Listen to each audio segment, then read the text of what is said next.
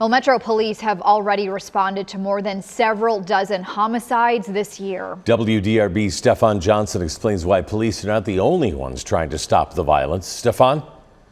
So far, there have been more than 70 murders this year, so it's been a busy few months for homicide detectives. But these days, police are getting help from an unlikely source, people who were once part of the problem.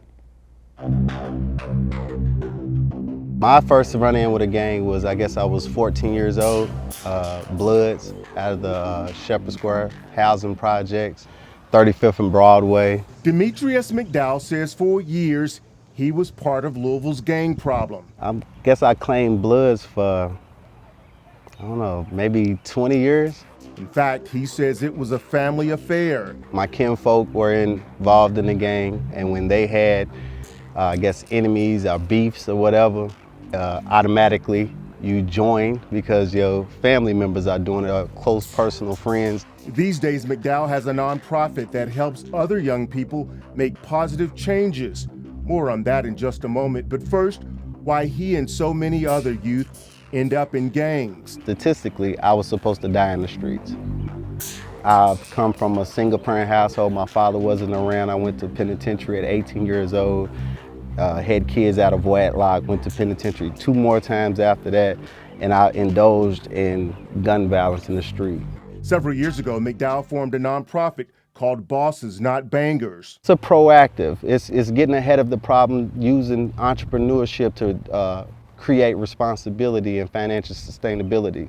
It just separates the two because a boss has to conduct herself in a certain type of way, and a gangbanger runs with the influences of a crowd. After admittedly being part of the problem for years, these days McDowell takes pride in being part of the solution. I partnered with the Commonwealth of Kentucky to give services to 20 individuals that otherwise would have went to detention. It's a diversion to detention. Meanwhile, city leaders have not shied away from what they believe to be the root cause of some of the violence. We definitely have a gang problem here.